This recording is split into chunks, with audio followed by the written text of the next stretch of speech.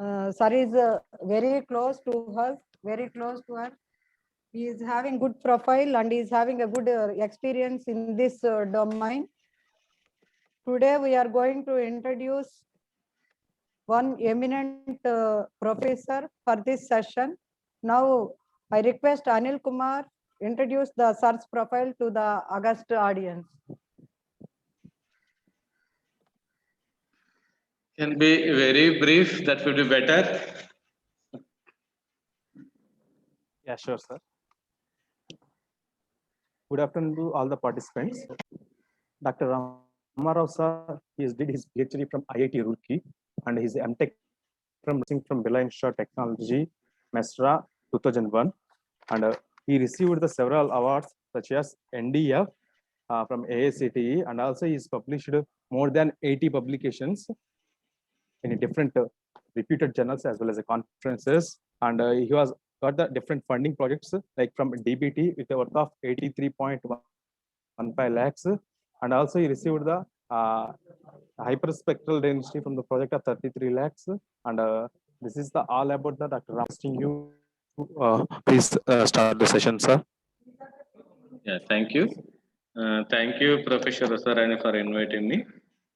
Thank you all participants for waiting this link problem.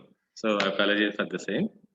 As far as information that I have, participants are not assumed to be having a background of this basic image processing, and this machine learning, particularly when using any sort of images as the basic data, a primary understanding of images and the certain principles, or I would say certain patterns, are expected to be known. So without having an idea of quantitative thinking of images, it won't be any logical meaning to pursue further things in any sort of vision or machine learning based technique. So that is the some of the things that we just like to have a briefing here. And as I mentioned, this is a primary, or I would say basic level of image processing. So this includes defining images, looking them as some sort of mathematical objects, and then a primary level of processing perspectives is what we like to cover in this session. Generally, we'll have to have some sort of idea about this electromagnetic spectrum and wavelengths and the types of images. You know, images is the domain of images is not something like a generic. So, seeing that types of sensors, applications, and their capabilities, you will find lot of the types of images. So images types means, let us say, the kind of a sensor that is used to acquire images. Let us say infrared images, RGB images, X-ray, MRI, radio image, right? Microwave images. So many kinds of images are there, and everyone differs in certain aspects to other thing.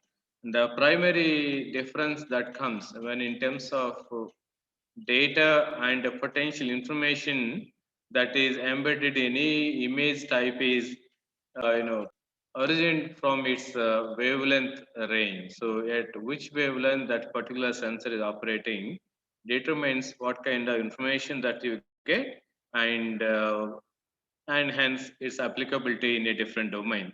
So we know that this electromagnetic spectrum, if you order by wavelength or even by frequency, is wide array. It starts from, let us say, a shortest to gamma rays and goes on to very longer wavelengths such as radio. So you can have images acquired in gamma rays. So you got a gamma ray spectrometers and a gamma ray imaging spectrometers. Then get X-rays. If you are using for image formation X-ray, then we all know that X-rays images, and then UV images also there, and then get our typical photographic images, all our normal cameras we call a starting region called optical region. And we are much more familiar to have these infrared images where night vision cameras, all that are things are known to us. But the wavelength at which they operate is usually in this emitted energy mode, which you called infrared. So you again have a slight distinction in that, making near infrared, short wave infrared, and long wave infrared.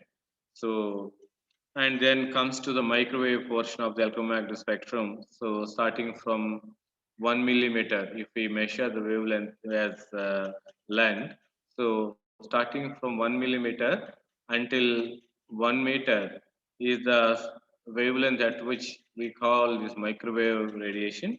And when you use these microwave radiation for image formation, you get altogether different sorts of images and a different capability of data.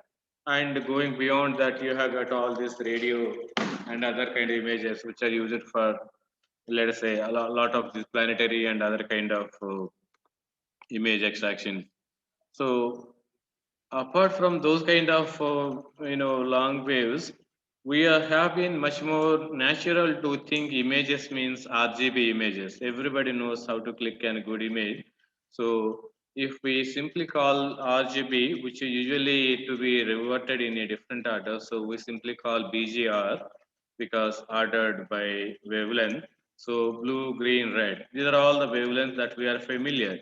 But as you know, if you move into little longer end towards the lengthy portion of the electromagnetic radiation, so you get quite different kind of wavelength properties, and objects differ quite differently in different wavelengths. So if you are able to have an imaging system which can acquire images in wider varieties of wavelengths, then that particular system will have potential data which can offer information about the multiple things about an object and their properties as well. So all that we usually measure in general when we call simple RGB kind of images, the primary thing is the reflected light. So if you see any light and if it is illuminating on a surface, you know that the three things that are usually happening is this: it gets scattered, transmitted, and absorbed.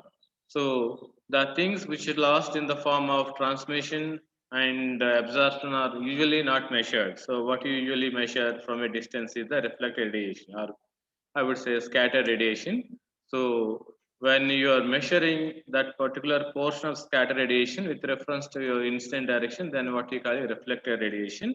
So within your view direction, you call that scattered radiation as a reflected light.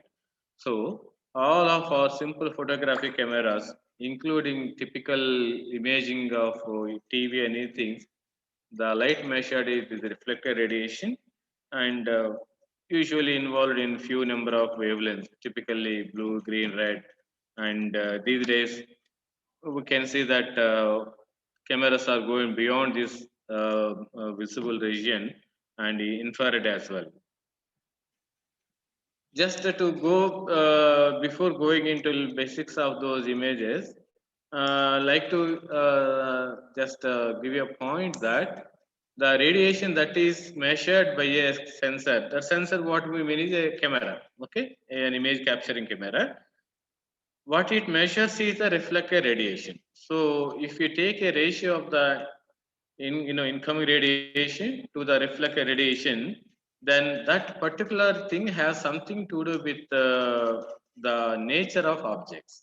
So if you give a term reflectance, which is nothing but the ratio of the reflected radiation to the what you call incident radiation, then and if you measure that particular quantity at different wavelengths, then what you call is spectral reflectance.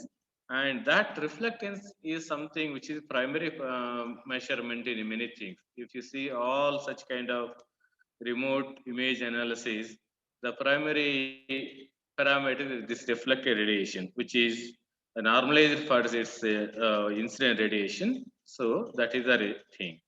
And if you plot that reflected radiation as a function of wavelength that we call signature, human signature is also a kind of spatial pattern. So that particular signature has something to do with the nature of objects. So every object in principle will have some distinct pattern of it. That's what we call a spectral signature or reflecting signature. And that particular pattern has something to do with the identity of that particular material as well as its nature thing. So when we think of measurement of radiation from any kind of imaging system, two things are to be kept in mind. One is the what is the wavelength configuration of that particular sensor, and other one is that how many such kind of wavelengths for which it is sensitive. So if we know these two things, you will be knowing how many kind of applications that you can build upon those kind of data. As I mentioned, the amount of information that you can extract from any image is a function of its wavelength capability. For example, if you have an image, a camera, a photographic image, which has only black and white kind of picture, so that we typically call a single band or more panchromatic spectral resolution. So it's a single band. It can detect the presence or absence of something. So it's very elementary way of detection. As you go, as you have got higher wavelength capability, so let's say measurements in 5 or 10 or like that, then what happens is that your ability to extract, to identify and describe different phenomena of objects and landscape scenes, it gets increased. And as you increase the wavelength capability, so your potential data will have possible to extract information right from detection, identification, characterization, and any such kind of thing. That means a range of applications are possible, which are which is a direct correlation with the wavelength capability that a sensor has. So when you like to have any kind of vision or image based thing, what is to be noted importantly that what is the wavelength at which it is sensitive, it is operating. So we usually do this kind of satellite image analysis kind of thing, in the sense uh, how do these kind of things uh, basically applying the image processing concepts and algorithms when you have got data which is extracted or acquired from satellite, and you have got a lot of things that we can do when you have got analysis methods, and if the data are primarily satellite, then you can do a lot of applications based on that. So applications which some of them are where you will be involved in it, let's human intervention, and based on the computation resource, if you have so much of computing power, then you can deploy or you can derive good other types of application. Similarly, computation time, how fast you want outcome or something like that. And another application that you can do is that how fast that your data rate is, that this is your stream flow. So all these are different things which will give you to deploy and derive different kind of applications, provided you know how what are the algorithms and what are the processes that yield different kind of results. So if you have got something uh, if you got something which is much higher level, so imagine if you want to have some results which are as fast as, and there should not be any human involvement, then again it's so it is the presented things are such that you have to consider the computational resource and its hardware structure, and what is the level of human involvement, and how fast that you want. Is it that every few microseconds you want outcome, and how fast is your data rate, input data rate? Is it going to be, let's say, 100 images per second or 1000 images per second? So based on these things, you have got quite different kind of applications. Some of them can also be usually derived for this satellite image analysis. So most of the things we usually do this kind of spatial data kind of thing. So the typical techniques that and the things that you use, that predictions, classification, regression, matching. So all these are the kind of algorithmic schemes, or I would say approaches, when you like to estimate different kinds of properties of objects, not only identification, but properties of objects. And generally, what kind of data you get is optical data, if it is any other thing, and then geometrical properties, and then looking from them, image is being looked not as a isolated thing, but if you like to find out structures in that, then that is another scope where you can build a different kind of application. So based on some of these high resolution, these spectral images, we do some of these application development. Now coming back to the definition of starting our image representation and enhancement, anyone's name starting with, let us say, D. Can you able to define a digital image? So, Professor Ushara, is it possible if the participant can unmute themselves and talk?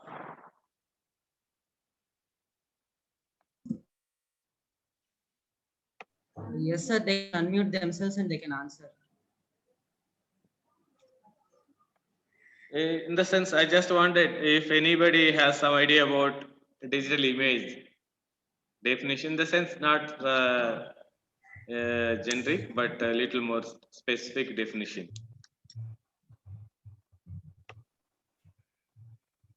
Okay, no worries, we go on. Okay, so let us see what do we mean by a digital image, because when you say it's a processing, we should be knowing what it is.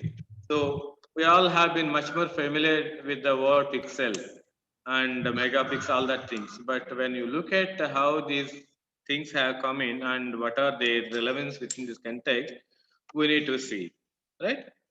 For that, I will show you an image and we'll come back to this definition. Remember, reflected radiation is the one which is going to be measured. Okay, so we will come to this thing. For example, this also will come back. Can you see this is a digital image, right? And you can see that this image is captured in, let us say, captured in wavelength using red wavelength, only red wavelength. Let us say 600, about 650 nanometers is the radiation at which this is captured. Same object or same person, now it is the green. And the same thing in the blue, red, RGB, green and blue. Now can you see the way these objects interact with radiation? So if you like to represent the very same image, that's this particular photograph is the digital representation of image of a person, visual image of a person. Okay, that we call photograph.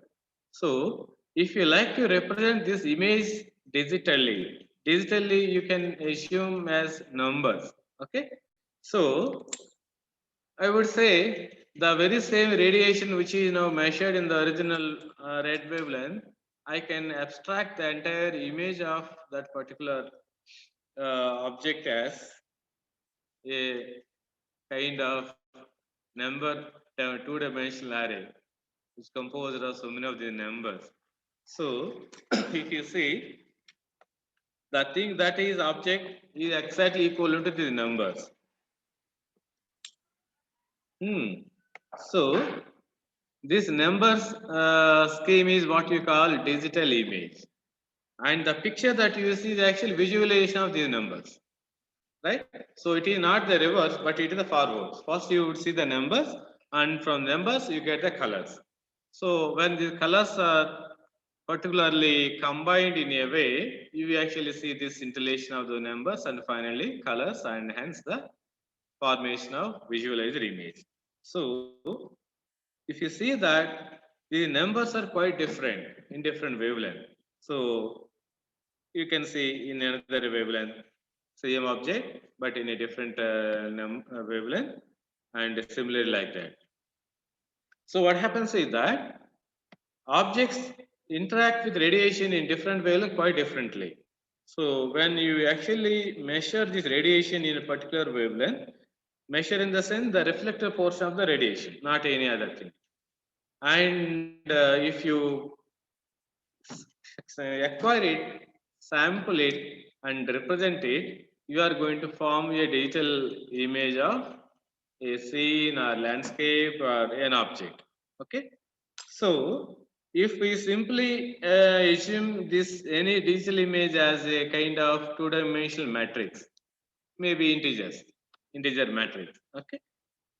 Now, we can have a little bit layman definition kind of thing for a digital image. For example, if we go back to this, if you see this, a digital image is a representation of two-dimensional image as a finite set of digital values. You have seen the values 200, 100, 150, all those values. Okay. We usually call them pixels, right? Pixels are not the numbers because the pixel values are the values, but the sampling units. So the boxes are actually pixels. Okay. And the values are pixel values. So we can have another name for that. So how do these pixels form? What is the technical thing which actually produces this kind of pixels? And what is the meaning of those pixels? And what is the significance of these numbers? Are some of the things that are interesting for us to look from a digital image perspective. For example, we have seen a color image. For example, this is a color image of some object. Okay, color image of an object. It's not an object itself, but a digital image of an object. When you look at it, you would find that these are all composed of small grids, very small squares, and each square is combined with some sort of number. Okay, so in a nutshell, the numbers are the ones which are actually visualized, not the object. Okay, so one way we can say that these numbers represent the object, or the object is represented by the numbers. Okay, now what is this number we call, right? If you look at it, what a sensor measures is the reflected radiation. So that is nothing but intensity of radiation. Radiation can have many things. It may have intensity, let's say phase or so many kind of things. But usually what most of the sensor, typical sensors measures is the amount of radiation. So intensity of radiation. So that you call brightness also another word. So intensity of radiation which is reflected. So these numbers sometimes represent that intensity value, intensity of the light reflected from the surface, okay, object. So those values are intensity values, and the sampling units, we have not yet defined those boxes, okay. So you assume for the time being that pixel, but later we'll come back to the point how they form, okay.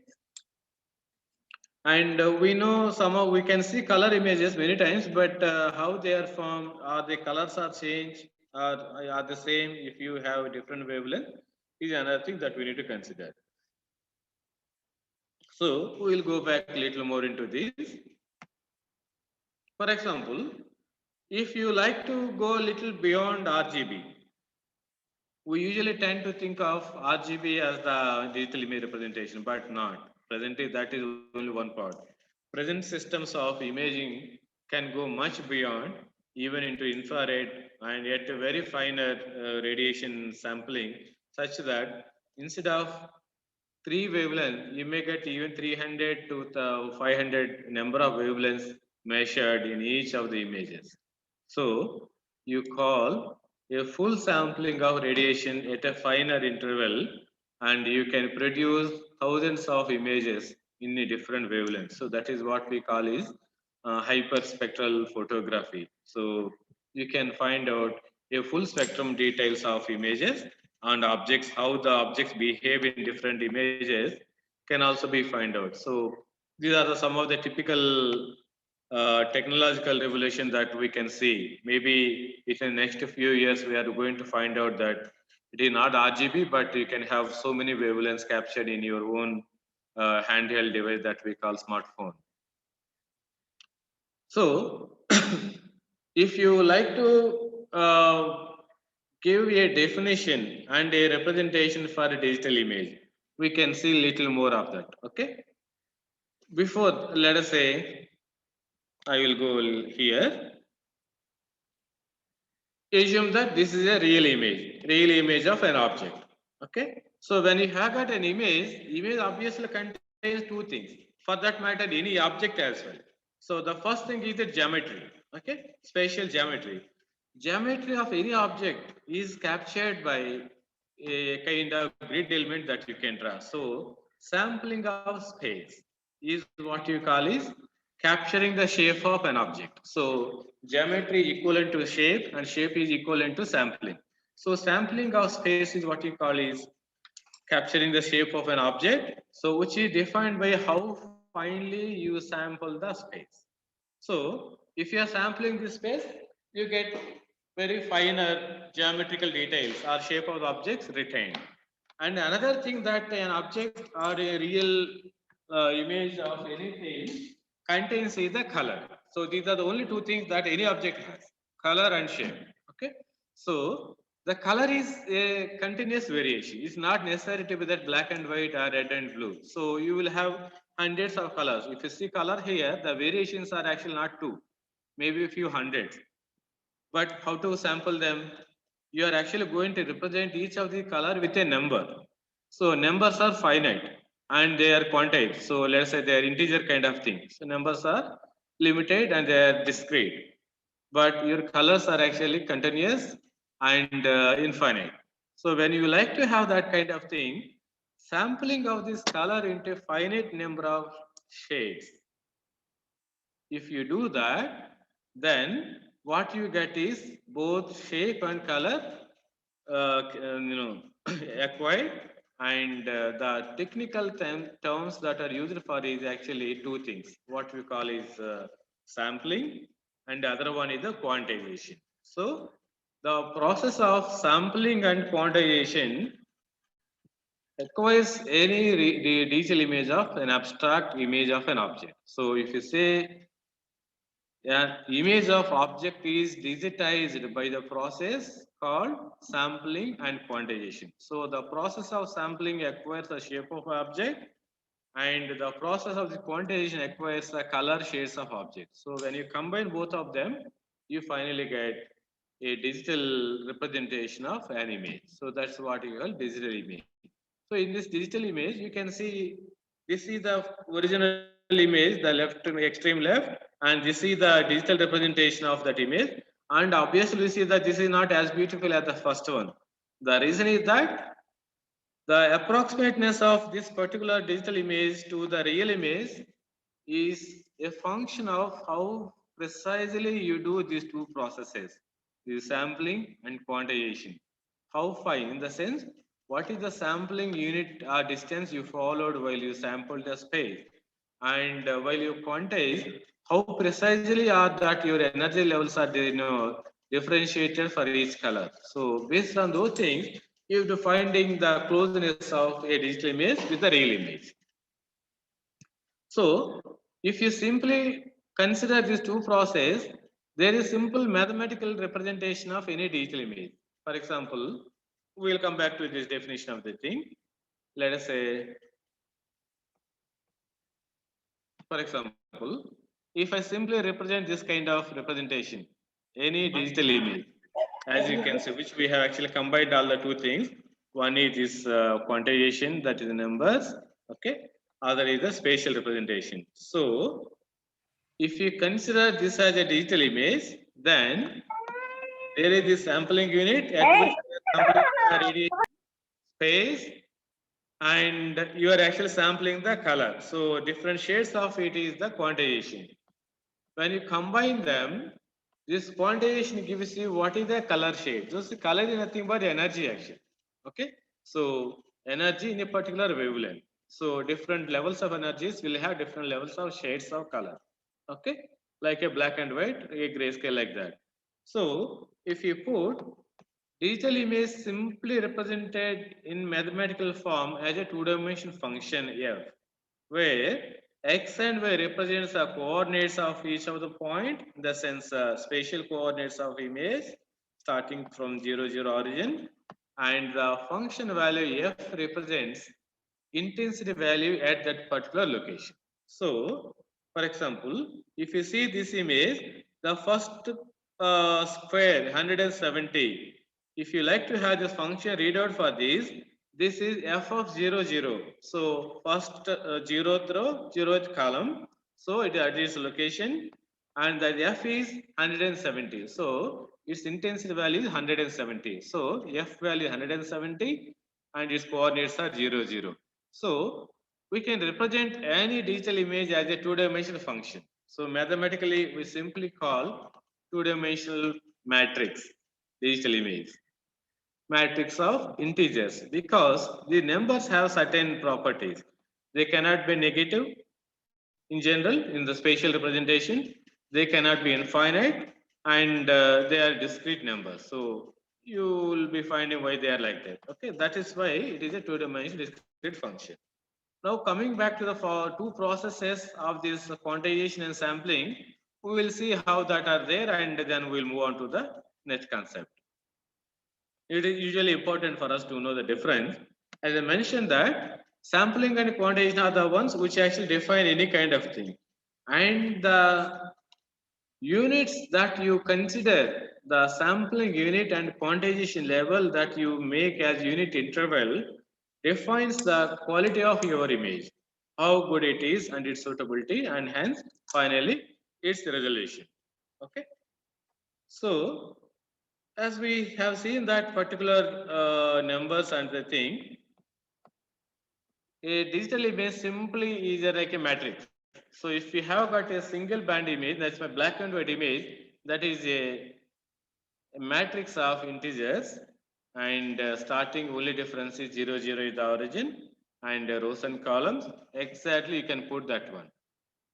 At each location of that element, matrix row, that element represents its intensity value, and that's nothing but the functional value, and x and y represents its rows and columns. So if you have got m rows and m columns, so any image, if it has, let's say, 1000 rows and 1000 columns, I would simply represent as f of 1000 and 1000 comma 1000. Like that we can usually represent any image. And then we were actually talking about what are the limits of the sampling and quantization, because based on that you would be finding how close is the sampled image, that is the digital image, to the real image. We are very much familiar with this concept called 0 to 55 grayscale level. So we tend to think that is the standard. That is not necessary to be. That's the only conceptual thing. In general, what happens is that whenever you use any kind of imaging system, the system that defines in terms of its spatial quantization and its intensive sampling are actually infinite things. So your way of defining what is the lower and upper limit of these quantities defines how many such numbers are there. For example, if you see any sensing element, its internal representation, you can see that, sorry,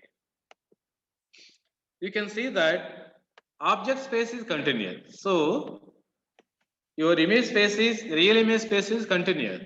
So when you are going to sample a continuous space into a discrete, how many such discrete levels are you going to consider? So how many such requires you? What is the sampling unit that you are considering? Let's say every 1 millimeter you are considering, or every 1 centimeter space you are considering. So if you go by that definition, each of the sampling unit requires one small detecting element in a sensor array, right? So that's what we simply call number of pixels in any common notation. So when this radiation is illuminated, in the sense illuminating the sensor, which gets collected into electrical signal and forms a voltage signal, and that particular sensing element will also have got certain kind of electronics which actually convert this voltage signal into numeric scale. So that's where this numeric conversion happens, and that is where the quantization of these colors actually takes place. So how many such numbers of energy levels you are actually making it. So if you like to say that I like to quantify the energy levels into 1000, then your intensity values will be between 0 to 1000. So 1000 will be forming the highest level energy, that is white, and 0 will forming the lowest energy level, that is 0. So your numbers will be 0 to 1000. But in general, why we won't find those kind of nice numbers? Instead, we always end up with some sort of number such as 255 or 512 or something is that. Usually, this quantization and sampling is done based on the computer processing uh, preferences. So we have got processors which are 8-bit, 12-bit, this kind of thing. So this depth is related to that point. That is why these numbers usually represent with bit depth. So we are usually popular about the word with bit depth. So that bit depth is nothing but this quantization level.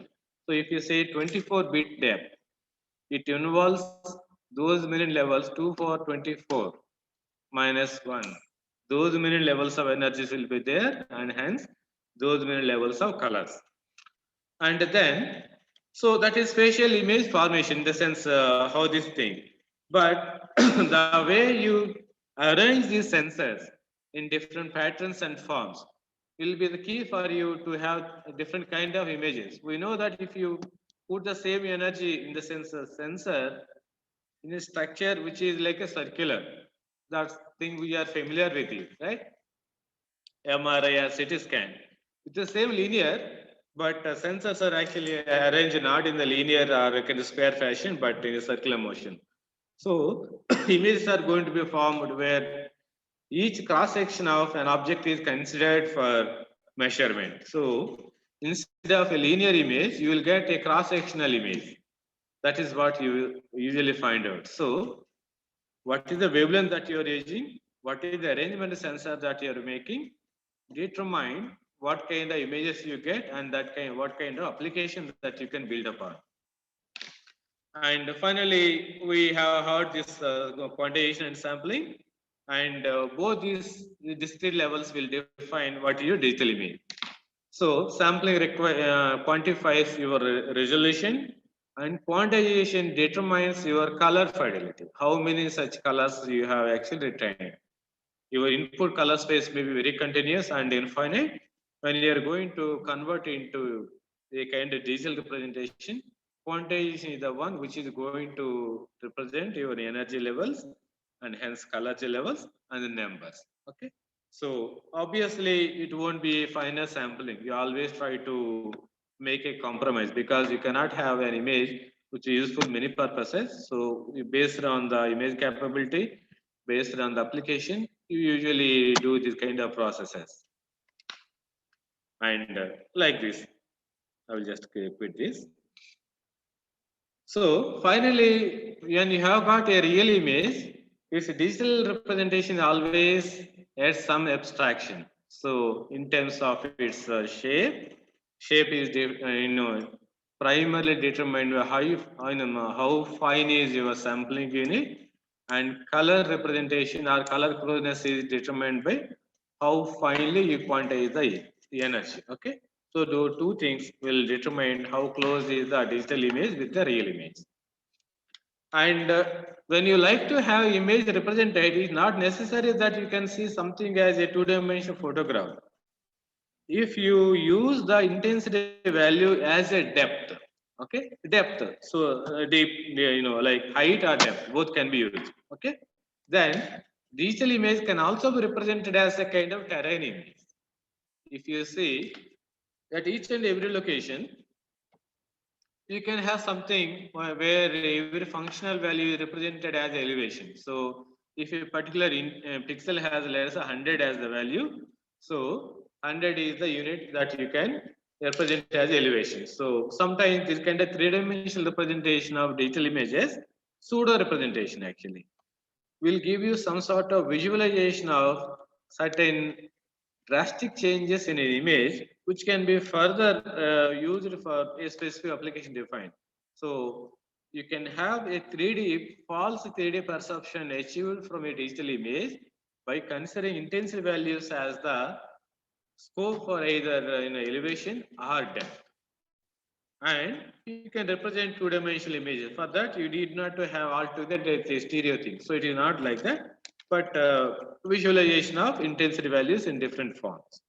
And as mentioned, whenever you are actually working on any kind of images related thing, be it a computer vision application or anything, your computer and hence the algorithm that you operate won't be looking based on this visualization that what you see is a color, nice pictures are like that. No, all the things that are being part and parcel of any processing is the numbers. So when you have got the numbers, there are two things that are to be noticed here. Important thing is that here everything is an independent pixel. Every pixel is formed from a kind of small detecting element. That said, here every pixel is actually an independent entity. It is not related technically to its neighbor. Okay, technically not related to the while it is forming. So it is everyone is generated in its entirety. So that way, every pixel is an independent entity. But when you look at those numbers and see the arrangement, their changes over space, you will find that you can actually infer some properties of images based on certain kind of perception that now introduced. So that introduction is nothing but spatial arrangement of these intensity values, changes of these intensity values, and how these intensity values change as a function of wavelength, right? So if you are going to use those kind of things, then we will be using a word which is very common, is called feature.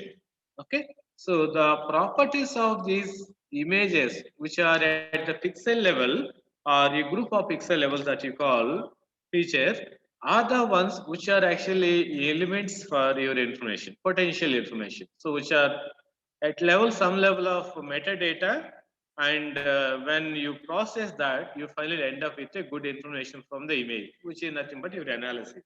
So all the things you are going to be processing either as standalone or in combination with the spatial arrangement of these particular numbers. So that is how you always try to represent images as this two-dimensional or n-dimensional projection of these intensity values. Okay. And this is what we have seen to represent a two-dimensional image as a kind of terrain image or an elevation image. We just had seen two processes, sampling and quantization, as the primary parameters which define the visualization quality of any digital image. So the word which is familiar to us is the number of pixels, MPI.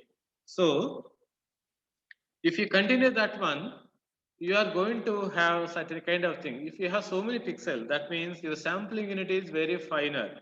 Instead of sampling the object at every 1 centimeter, if you are going to sample at every, let us say, 1 nanometer, very finer distance, then you end up having millions of pixels of the same object.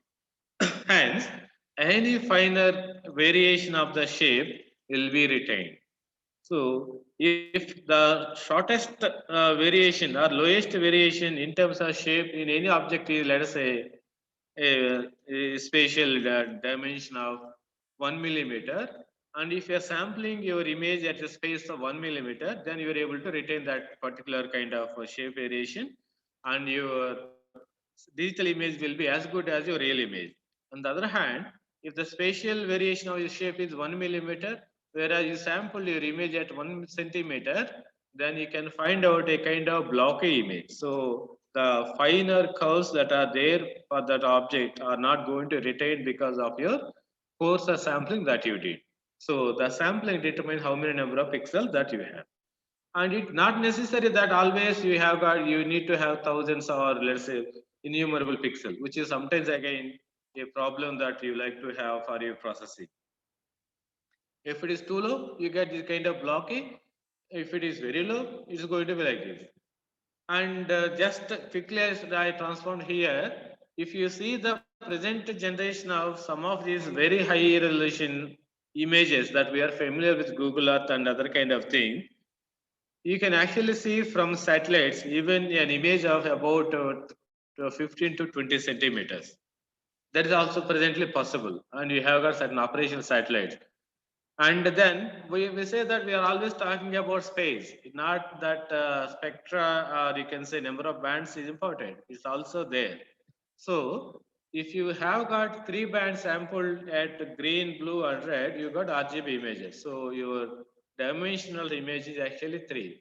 On the other hand, if you sample the wavelength spectrum continuously at every 5 nanometers, or let's say every 2 nanometers, then you are going to get your images which run into few hundreds of such kind of thing.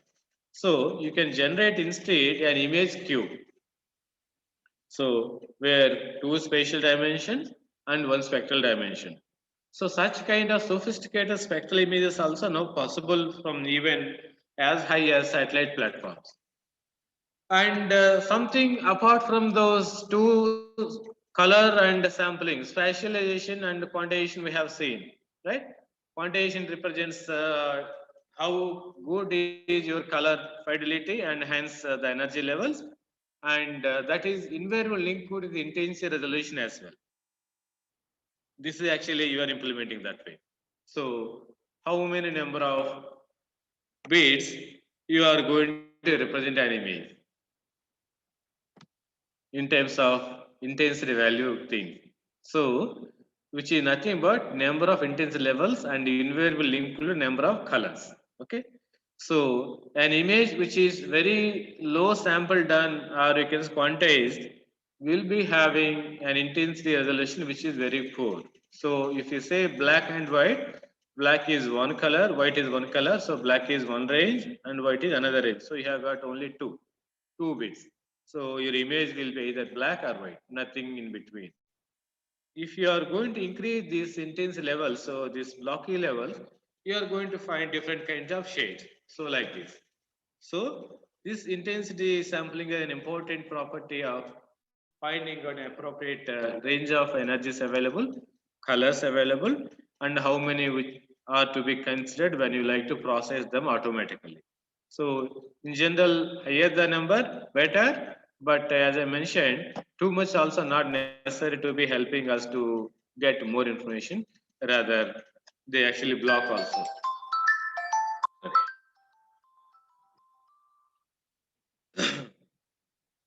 And another thing that is very important for us to look at this digital image actually fund color. There are, in the sense, most of us know these color images, but if you like to know what is color, how that is related images, and a way of representing this color, which is an important thing for us to know something.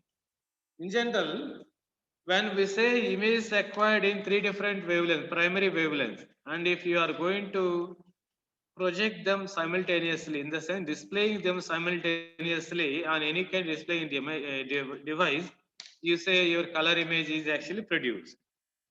But we are very familiar with the color means our photograph or what we can see. But when it comes to the image processing, which is the primary job and goes further, colors have to be looked from a quantification or quantified perspective.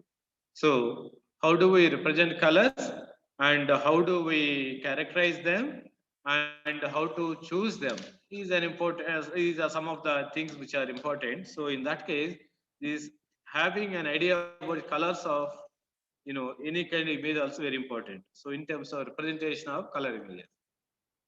Whenever we see any image, we think that color image is thing, and we usually use the word RGB. Actually, our mind is not actually using RGB. Only our lips are using the RGB.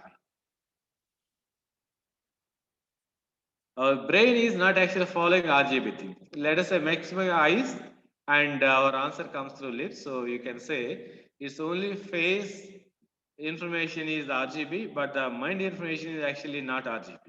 So whenever you say how is that color, we won't be describing this much of green, this much of red, this much of let's say the kind of thing. We usually tend to describe any kind of luminescence of a color by 3 parameters. What we call is radiance, what is the total, how bright it is, and how bright that you can perceive, and how intense is that. So if you look at the quality, the quantities of an energy representation, and which is a precursor for this color representation, the things are actually radiance, luminescence, and brightness. So these are the ones which are usually used by our mind, and invariably these are the things that are to be used for any kind of color quantification. So we are actually popular with these two color schemes, RGB and CMYK, right? So we call them the first colors, RGB color scheme, red, green, and blue, we call them primary colors, and mixture of any of these colors in different proportions will give any other possible color. So when you equally mix green and red, you are going to get yellow, and when you equally mix in the portions of red and blue, you get magenta, and when you equally mix all the three colors, you are going to produce white color. Similarly, the secondary primary colors, secondary way of representation is the opposite of it. Instead of additive, you can follow subtractive nature, and still you can generate all such kind of color. So these are two things we are familiar with it, but in a quantified way, these are not much followed in most of the image processing and its subsequent computer vision applications. The first thing that we need to find is that we usually tend to think, we means the mind, human mind always tend to think in terms of intensity of a color rather than the absolute brightness of that color. So the first kind of quantification actually come in terms of the chromaticity diagram, where the primary colors are red and green, not the blue. So you can see the axis, the red axis, x-axis represents red color, and y-axis represents the green color, and the blue is actually derived based on these two things. So if you see this chromaticity diagram, it tells that we are able to produce, or you would say perceive, red and green colors mainly, and blue color is not usually thing. The fact is that human vision also something like that. We have got few millions of cones which are color and intensity sensitive. Of those millions, about some 6 to 7 millions are there. In general, some 66% of those cones in our human vision system eyes are sensitive to red color, and about 30, let's say 36% are sensitive to green color, and only 2% sensitive to the blue color. So, but this diagram came in much before, maybe 100 years, 150 years back. First way of representation. It gives a representation of colors which are perceived, which are produced. So if you look at this, not all colors are producible with equally good property, in the sense without losing their visualization quality. So only certain colors can be produced, what you can see and what you can actually display them or visualize them. So if you go with certain kind of things, for example, if I put one green color and let's say another pink color or red color here. So green color is assumed when you have got 62% green, 25% and 30% blue. Similarly, you call something a red color, which is actually 32% green and 67% green and 1% blue. So it is not that you get only purity. So based on this, you would always find that the number of colors that you actually produce are always limited. So we usually prefer to have got a safe colors to produce. This is the gamut, which is usually the range of colors which are produced safely, in the sense whatever you see in an RGB monitor, you are able to produce. Maybe you can print them or you can actually use for any kind of pigment generation. So these are the only certain number of colors. So it shows that what we see on the computer monitor not necessary to be felt by our brain, and which is usually reproducible on any other medium. So we can see that there is different way of representation of this color. So one is the popular thing that we call it RGB color thing, which we found that not every color is reproducible without actually finding a different color when you produce it. So you always have to see the safe levels of the, or you can say limited numbers of colors which are safe to regenerate. And another thing that you usually our human mind, while it processes color, the kind of scheme it follows is actually intensity, saturation, and hue. This is the one we usually tend subconsciously. So intensity, saturation, and hue. So primary color is defined by hue. How good it is, how full that particular color is defined by the word saturation, and how bright it is defined by intensity. So how bright it is, let's say red color. If you say hue is red, so red wavelength. How pure that red is defined by saturation, and how bright that red is defined by the intensity. So these are the things, another way of representation. So some people get HSI or IHS, different ways of thinking. By the way, to represent this RGB color, mathematically it is nothing but actually representing the Cartesian coordinate system, where the primary axes are nothing but three primary colors. So red, green, and blue. Anything can be assigned. And the corners of this cube are the secondary colors of colors. So in the secondary primary colors, like this cyan, magenta, yellow. Origin represents black, and the corner which is directly opposite is origin represents the white. So if you look at this Cartesian coordinate system with these kind of colors as the corners, this is a color cube that you can ascribe to any kind of RGB color scheme. And any color is a point within this cube. So you can find any kind of color combination which is a point in this cube.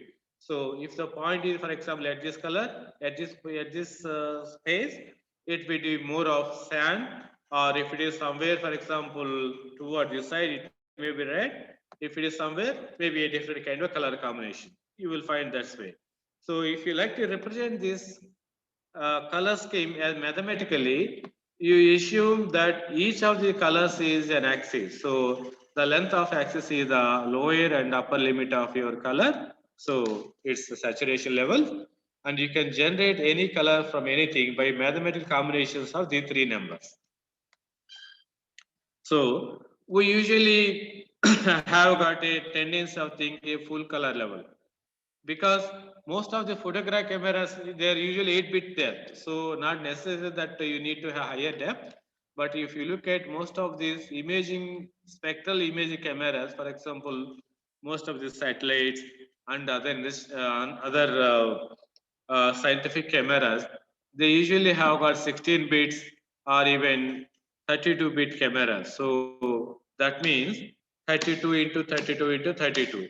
So those are the number of bits you get. And the multiple, of course, with another 2 power. So that is the thing, but in general, we usually go with the 24-bit tree, because in most of the color schemes, 8-bit is also sufficient. Color image you are generating in the RGB color scheme by making a composite of the three primary colors. So images generated in each of the primary colors are going to be combined at the display level, and when they are actually projected on the monitor, you are going to find that the image is actually color. So that is usually color image generation and representation, usually in the RGB color scheme. Another way that is useful to look at the color model is actually CMY. These days you also find one more K, that is black, but the color scheme is mainly cyan, magenta, yellow. So this is also one of the color schemes which is quite useful for printing kind of purposes. So any pigmentation kind of production, RGB is a problem, because the color that you can see on color production, let us say display device, is quite different to the color which is going to be printed. See, in those kind of description, color description kind of thing, CMY is a color scheme which is much more dependable in terms of the color production. So you can have a color image generated which can be transformed into CMY, do the computations, and perhaps produce it, and finally convert it back to RGB. So this is one of the other schemes where images are usually represented as CMY, and certain kind of processes are done. And as I mentioned, this HSI is one color scheme which is quite often used in most of the image processing things. The reason is that 80% or at least 60 to 70% of image in many times is embedded in this brightness. So most of the image information is mainly the brightness image and brightness information.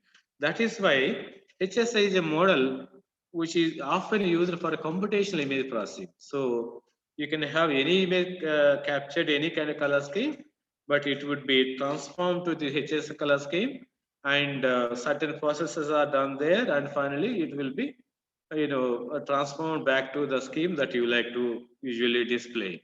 So this is very popular, as I already mentioned thing. And 60% of image processing tasks usually depending on this intensity component. So not on the RGB thing. And you have got always a relationship between this RGB and HSI color scheme. Like if you represent the varies, if you just put this kind of orientation, then you can find out a relationship between the RGB color scheme and the HSI color scheme. So intensity nothing but the between these levels between this trying to find that, sorry. This is the black and this is the white. So yeah, the level at which you see is the intensity. So this varies in the y-axis, and this other two actually represents saturation, and angular component represents your hue. So you can always create this kind of model wherein two different color schemes can be related and computations can be done, and you will be able to find out different image properties highlighted in different color schemes. That is why it is always important to have this color scheme as one of the tools to enhance information content in an image. So, for example, if we like to have an image represented between these RGB and color scheme, if I like to have 75% intensity, and at this level, so this is the kind of image that I can see. Same at an intermediate level, this is the one, and you can see the dominance of intensity.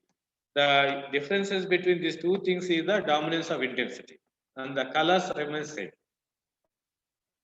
So different components of colors, as you can represent quite visually, right?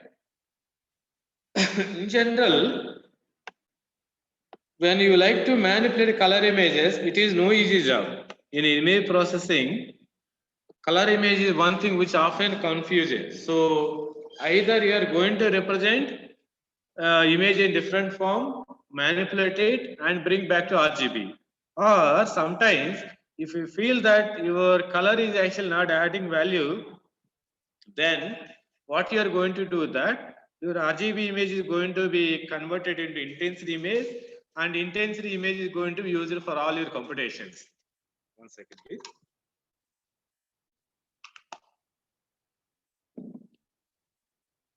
So that way, the kind of color that you like to quantify and the element that you like to choose for further processing is an important aspect whenever you like to enhance image in the information in an image.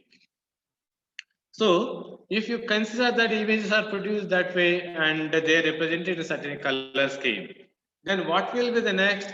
After all, images are going to use this for certain kind of purpose. So purpose is determined by so many other factors, but what you like to have is before any image is going to use either visually, in the sense information extraction can be manual or automated or machine, any kind of thing, images need to conform to certain requirement. So a minimum level of both quantitative and visual conformity is very much important for any image to be used for any kind of analysis.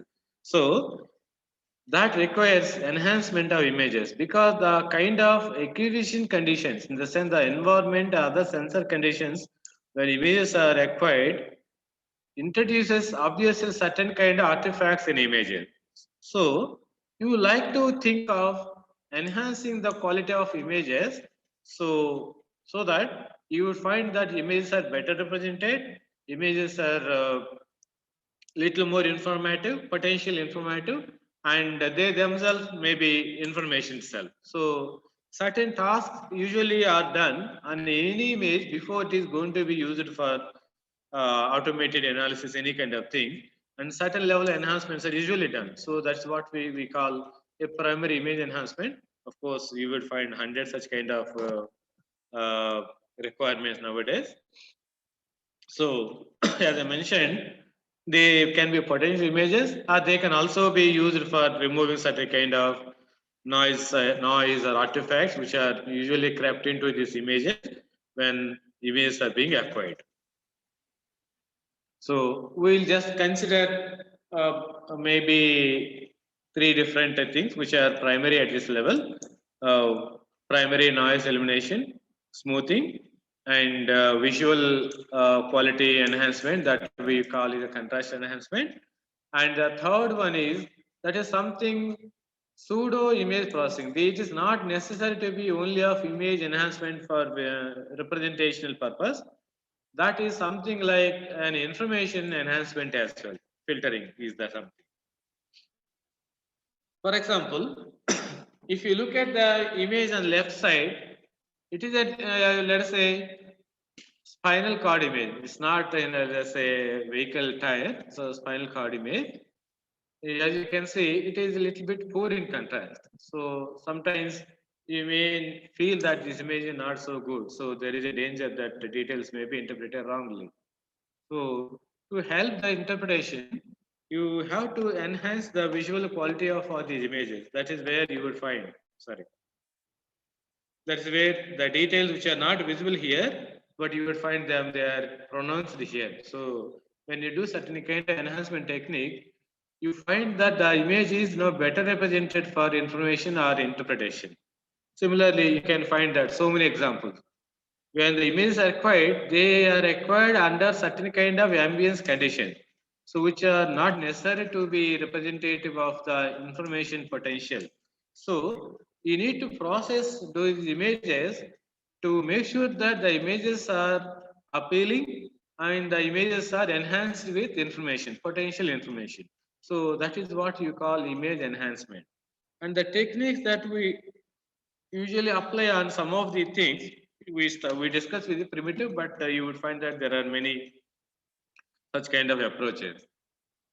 As you can see, the left image is actually fraught with noise. So a lot of these noise which would have been there at the time of image recreation. So if you like to use that kind of image for any kind of automated industrial purpose, it cannot be helpful. So obviously you need to make sure that the image is better represented, right? So you find that there are so many kind of such kind of requirements where you will be willing to mandatorily apply certain kind of enhancement techniques before you say that these images are now ready for analysis. We all do, in everyday form, different kinds of enhancements, be it Photoshop and all such kind of things. But what we like to remember here is the algorithmic scheme that is going to be used by those kind of software. So generally, you can have this kind of enhancement techniques applied at two levels. You can directly manipulate the image pixels in the sense each pixel is going to be handled with certain kind of numeric scheme and which is the spatial domain, or you can actually handle these images where your images are going to be represented quite differently. So instead of spatial representation, you can actually generate a frequency image, which is quite possible when you take the spatial variation of these intensity values and the variation of intensity value or some distance, spatial distance, then you call frequency, and you can entirely convert a spatial image into a frequency image. So then you can do certain kind of operations in the frequency domain and do certain kind of artifacts removal and transform back. So it's always the way you represent also an important thing that permits you to apply different kind of technique. For us, the spatial manipulation that we like to see, some of the cases, most important thing is actually histogram. This is the one which is both visually as well as quantitatively an information tool which gives the information about the nature of image distortion and distribution. For example, if you see an image, it is good looking in the sense it is not suffering with any kind of contrast or noise or other factors. Ideally, you would find that histogram is like approximating to kind of a normal distribution. And the moving of away of this histogram, this thing from this ideally normal distribution tells you what kind of artifacts are there in that particular image. This histogram is nothing but intensity values and their frequencies. So, for example, if I say 100 is the intensity value of pixel, how many such hundreds are there in the image? Is the frequency, that is nothing but y-axis. Okay. So, if you see this image, which is very poor in contrast, in the sense very dark image, as you can see, this histogram represents that all the intensity values are distributed on the lower end of this plot. So, if you like to have this histogram computed and the result indicates that all these intensity values are distributed along the lower level of this plot, then quantitatively you can estimate that that image is of poor contrast. So, you will get an image, an information that this image requires certain kind of enhancement. Similarly, this is another problem. As you can see, this is little bit more brightness, so it is very exposed kind of thing. So again, not so nice. So some of the contrasting issues are there. This is also same problem if it is in between. So how to make an image which looks something like this, which is a balance of all the three things. So ideally, you won't find this particular histogram matching to that of normal distribution curve, but an approximation of that one.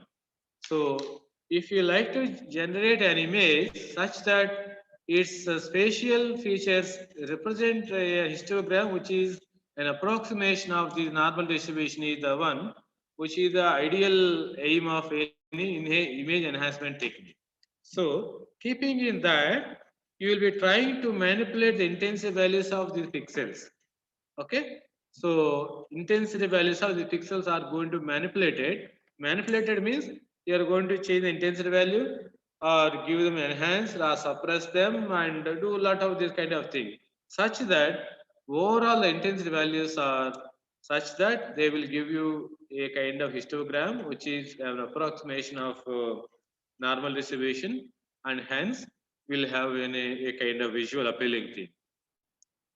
So that way you are going to say that you will be having a kind of, we would say, function which is going to apply it for transforming these intensity values. So you will be generating an output image which is produced based on the application of a small equation algorithm on the input image, which in turn does changes of intensity values pixel by pixel, okay, pixel by pixel, and as the image is computed altogether a different way, so that output image will be in a different way that you look.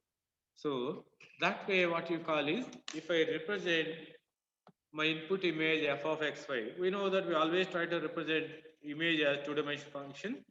I am going to generate an image which is again a two-dimensional function by applying a transformation t. So that is the transformation which is a function we are going to define. So if you apply this function t on this input image, then you are going to generate an output image which is free from some of the artifacts that you consider. So this particular transformation is usually achieved in a spatial domain as a kind of correlation operation. Actually, it is like a filter window moving. So this two-dimensional function, in the sense, is going to be represented as a kind of small kernel, a mask, or some kind of two-dimensional function, and application of that particular two-dimensional function, pixel by pixel, right from starting, is nothing but implementation of this entire transformation scheme. So what is in turn happening is that the values of this particular function that you define, that's t, determines what kind of effect that particular transformation has on the image. So if I say that this is the kind of function In the sense output image generated yes, where R is the input function. So it is input image is this one intensity value, and this is output intensity value. Okay, and the T is the transformation function. So if I apply certain kind of transformation on the input intensity value, I am going to get S as the output intensity value. So pixel by pixel we call this point processing. That means every pixel is processed and operated upon by the function independent of its location or neighborhood with the other pixel. That way, images are going to be manipulated such that you generate an image which is visually quite appealing because its intensity values would have been changed the way you require. So, in one way, if I take a negative of an image, for example, here in this example case, what we have taken is the negative of an image. So, I have got this original image, and if I take its negative, then I will find a quite different for that output way. Maybe compared to the input, my output image is much more easier to interpret. So, my function here is a negative. Let's say so inversion of the image. So if I apply that function, maybe my image is enhanced. Similarly, thresholding is something. If you like to have only certain portion of image which is in a particular intensity value to be highlighted, maybe a threshold function will do that kind of thing. So you threshold it and output image will generate it, and you would find altogether a different case of thing. So mathematically, you can represent a transformation function something like this. Something like this. So, wherein you always find how to tailor the distribution and nature of this function to yield certain kind of effect that you want. So, based on the nature of this function, your outcome is usually produced. So, that is why you call them intensity transformation. So, as you can see, most of the computers which are usually processed, you would always find that some sort of function is usually applied on most of the intensity value. That is how you find that even though an image is acquired in a very low brightness environment, you can still enhance them such that the low intensity values will be assigned a new intensity value range, which are usually at the higher levels of brightness. So you would find that the image is much more bright, even though the environment when it was actually acquired would usually very low. So that is some of the things where you would be finding these transformation such that the visual appeal of an image is enhanced. So you would find that as done through a process called neighborhood operation. So the simplest neighborhood is defined by like this. So you have got an original image and it's going to be enhanced. So I will just put this filter definition. What is usually the nomenclature is that it's a filter, spatial filter. And you keep in mind there is popular word that we call convolution. Those who have come across this deep learning, all such kind of things, usually heard the word CNNs. So we'll see where actually that relates. For any pixel, you are going to define a neighborhood. It can be any order. It can be 3 by 3 or 5 by 5, 7 by 7, any kind of such a thing. Okay. You are going to define neighborhood and you have got those pixel values. So one central value and around that you are going to define neighborhood. So you can say this is the input function f of xy and in intensity value you can say this way. And then you are going to define a function. That is a transformation function. That's what we call T or T in the previous expression. That is when you spatialize, it is a filter. So again, it is a two-dimensional function. So you are going to apply this filter on this particular image segment. So that is usually achieved through a correlation function. So correlation function is defined such that the new values of the central portion of your neighborhood, in the sense central pixel of your input image or input image segment is going to be replaced with a new intensity value which is computed this way. So equivalent multiplication of pixels and different thing and summed up, right? So if you do that kind of operation and replace that particular value as the new value for intensity information, then your spatial filtering actually starts. So based on the kinds of values that you have here, the kind of operation that you are going to get will be different. So mathematically we'll simply put something like this. This is a function, a sigmoid and correlation function. So you can computatively implement this directly as with the weights of that particular pixel values and neighborhood defined, and then it actually works on that. For example, if we see an example, let's say smoothing. Imagine that your neighborhood values in each of the filter is say you x same value. So it is going to be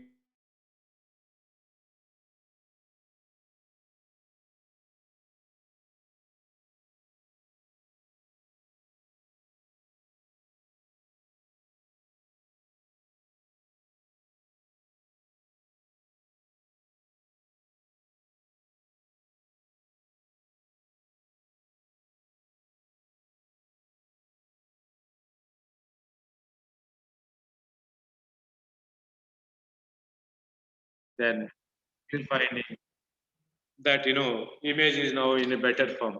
The sense it is not that image in better form, but the interpretation in certain respect. Okay.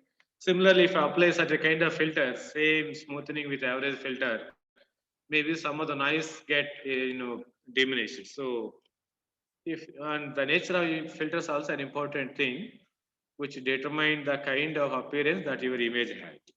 So there are so many such kind of techniques that are there.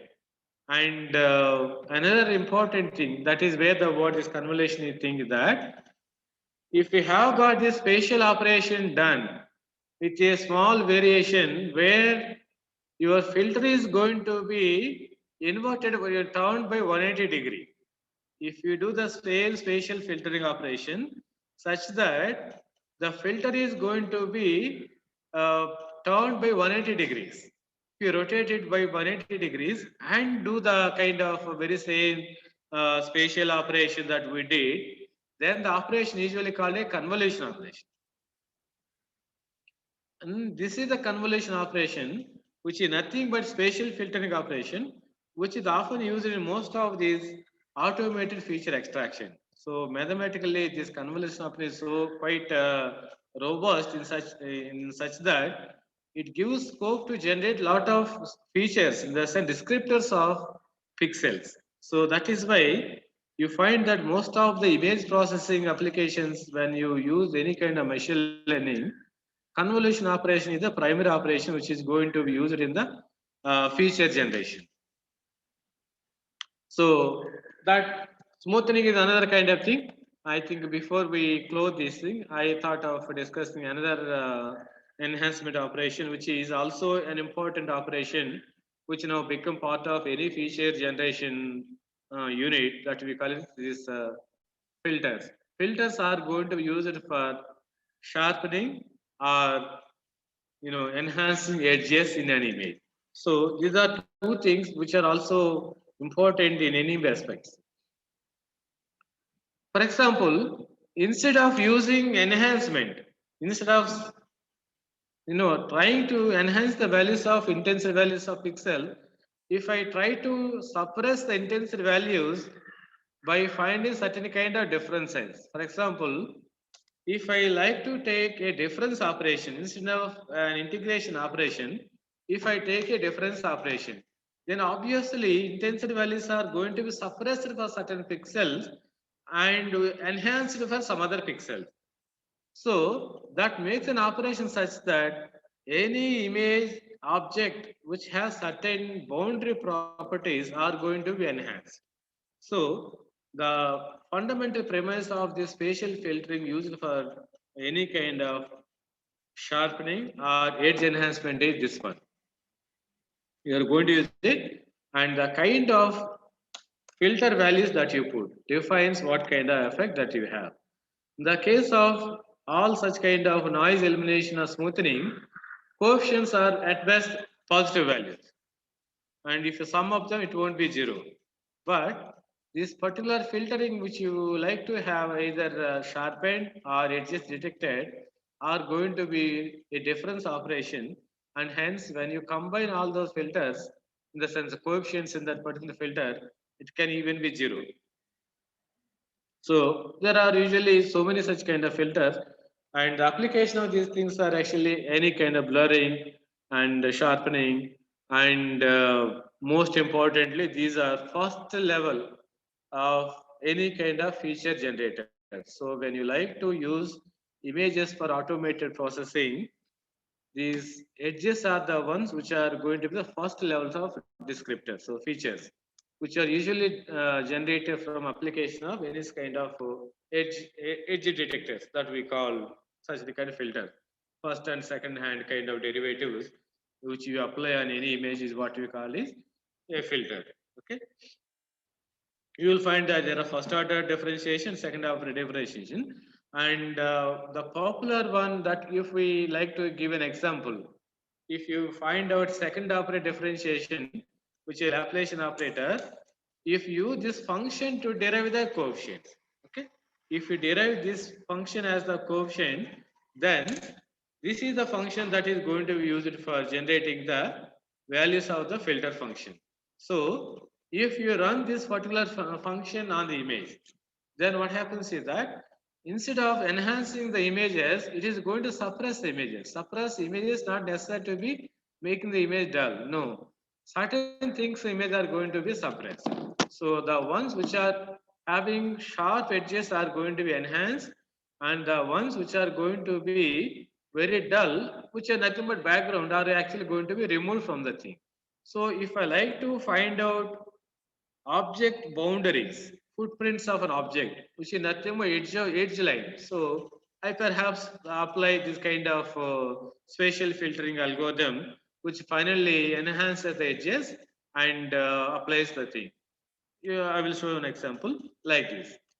So this is the image, and when you actually applied any kind of spatial filter, which is nothing but edge enhancer, actually it enhances these features, and the background is going to be removed from that. So you always find different types of these filters and the domains that they operate. So hundreds of such filters are there, where the first order things are usually done at the low level, which is computationally efficient in the sense cumbersome. So Roberts, all these Sobel's operator, Previts, these are all first derivative operators, which are good for finding within the pixel gradients. But if you like to have a spatial gradients wherein the directional dependence of any of these edges are not to be considered, then second order second order filters are the best one. So usually people go with this kind of second order filters and generate the edges of them. So like this. This is the first order differentiation. And when you like to have that differentiation visualized, those are the things that are highlighted. So as you can see, different directions of images, when they are differentiated, you'll find that different features are actually enhanced in the image. So in the image, you may not find some of the objects in edges, but here in this differentiation operation, the edges are actually quite contrasting. So if you simply take a threshold, perhaps some of these boundaries are readily visible. And as you can see, another operation where you have applied a first order differentiation, and if it thresholded, then you have got actually the outlines of object. So when you analyze them, process them, analyze them, and give certain kind of knowledge-based information, objects are going to be formed out of images. So that is the baseline for any information extraction from images. So you consider that these edges are some of the primary levels of features which are building blocks for information attraction. So spatial filtering, which is part of the image enhancement, gives you such kind of outlines of this feature generation. You would find so many such kind of application.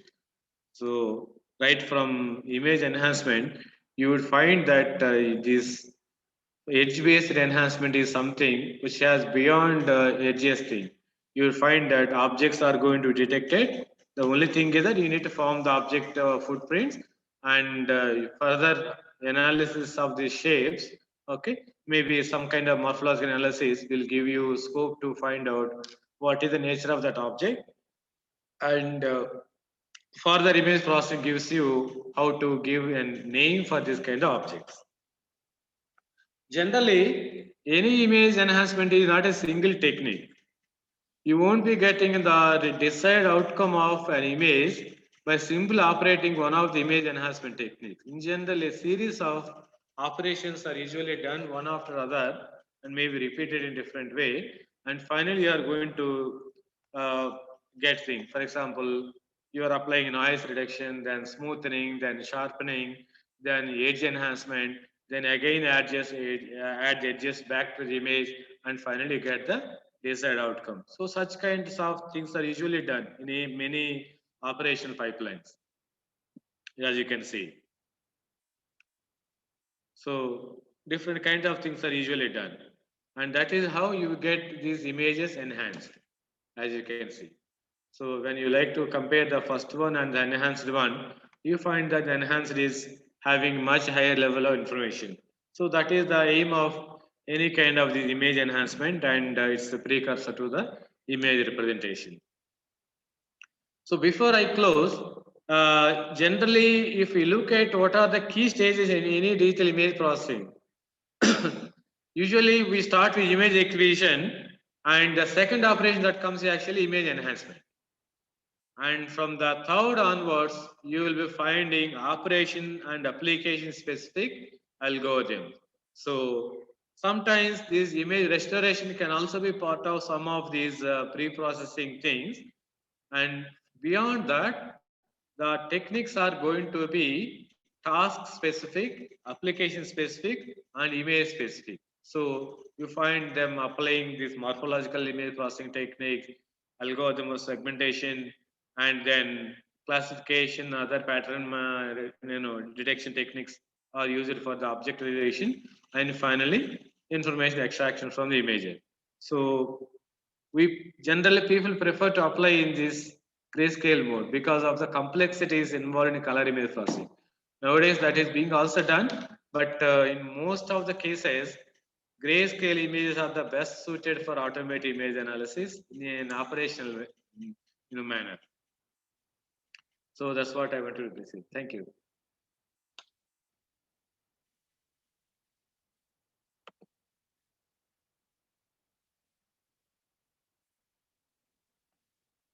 Hello.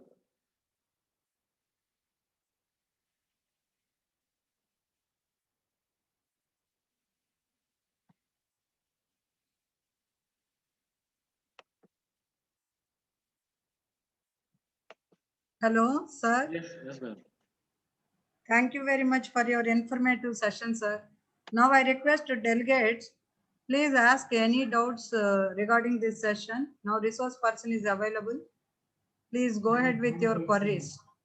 If anybody has doubt, raise the hand. First of all, please raise the hands so that we will unmute.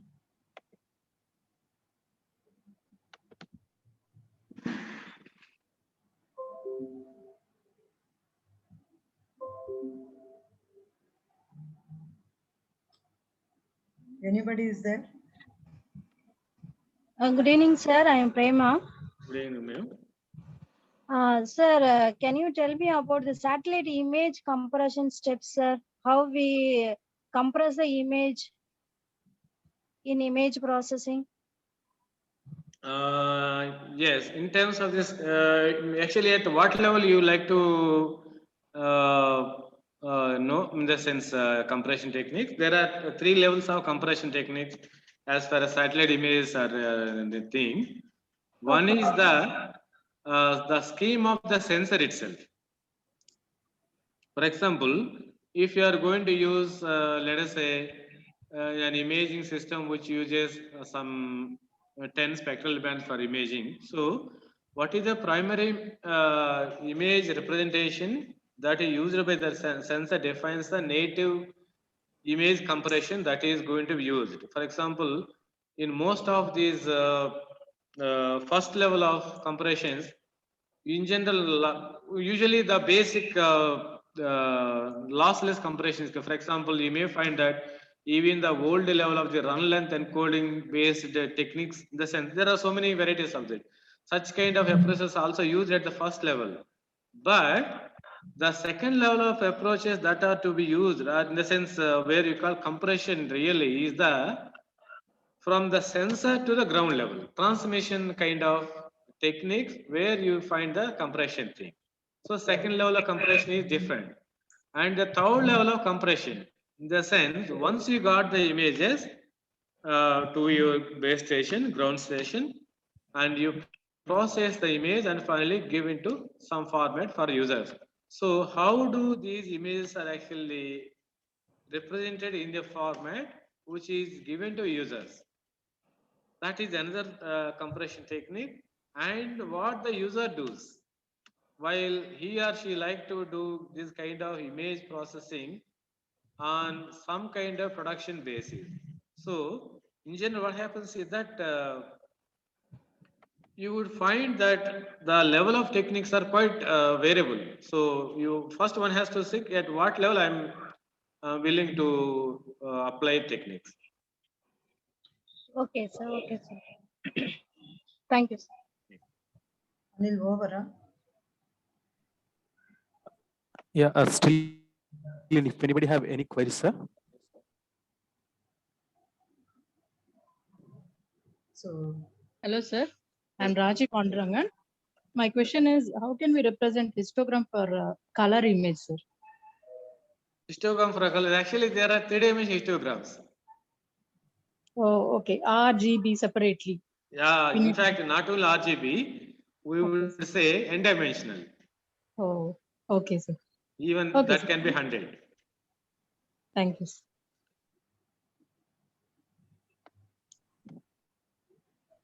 Further, if anybody is, sir.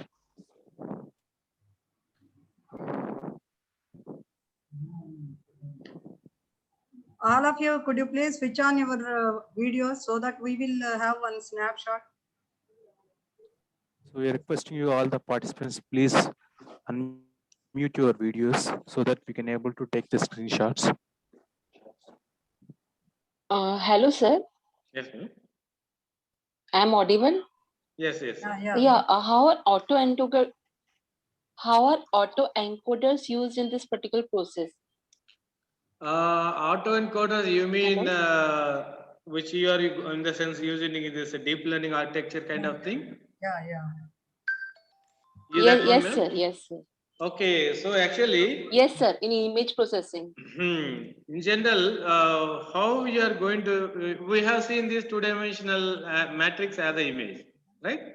And if we have three RGB images, which are three-band images, so three matrices of integers, rows and columns. Each pixel is a row and column.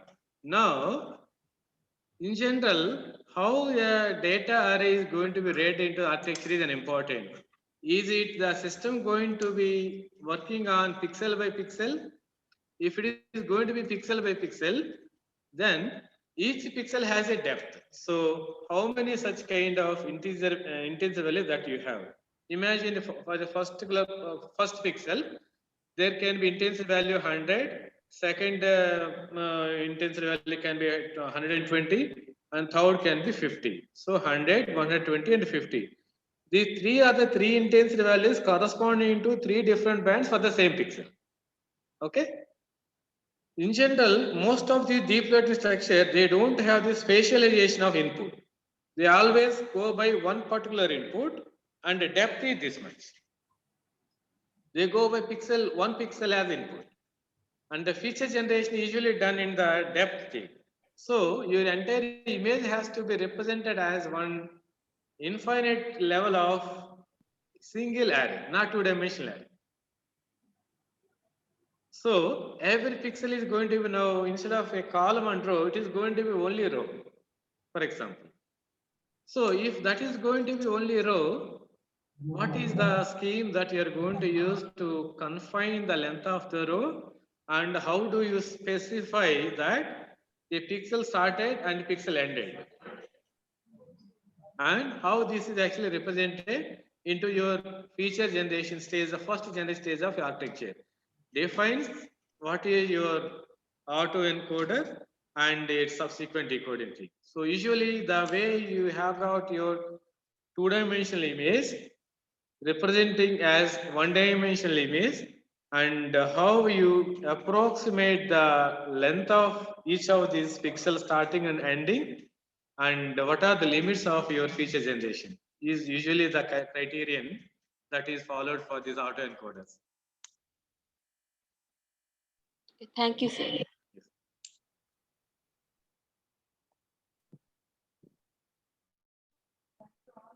Yeah. All the participants, please unmute your video. Thank you very much for your participation. Coming to this workshop was planned in this way. This is a basic workshop in which we are going to cover the fundamentals of image processing and computer vision and required tools for the ML. Second workshop is there that is going to happen 5th of the July. There we are going to have the entirely concentration on the DL techniques. This is basically basics of image processing, vision, and the ML. For that reason, today we covered the bird view of entire AI and ML during the first session. And this sessions are nicely given the picture of not only 2D, 3D, he has gone for the cube processing, cube image processing, multi dimensions, number of 100 spectra he has dealt. So cube image processing idea also he has given to us. And after that he covered nicely how to enhance the image. Sometimes the image is not good for processing. So how to improve the better image, how we can use the enhanced image pre-processing techniques are covered. Tomorrow we are going to cover the remaining techniques, classification, segmentation basics along with the Python. We have to implement in the tool Python and NumPy package as well as the pandas. This is the regarding the tomorrow's details. Now, sir, thank you so much for Thank you your all. support, Thank you, ma'am. valuable moral support as well as all the ways, sir. We are very indebtful to you, sir. Please accept It's as a my token pleasure. of gift, Our small pleasure. digital award, sir. Thank you, sir. And, Thank you so much. I wish all the participants for better sessions Thank ahead. you, sir. Yeah. Thank you. Thank you, ma'am.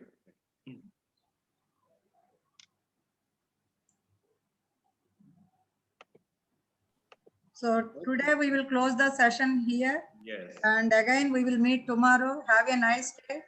So all the best. Tomorrow we will meet at 10 o'clock. Thank you. Thank you, one and all. Please forward your feedback form. Your feedback form will work as the attendance. Thank you. And we have already shared the timings as well as sessions of tomorrow's sessions. So please find the WhatsApp group. In the group. Thank you.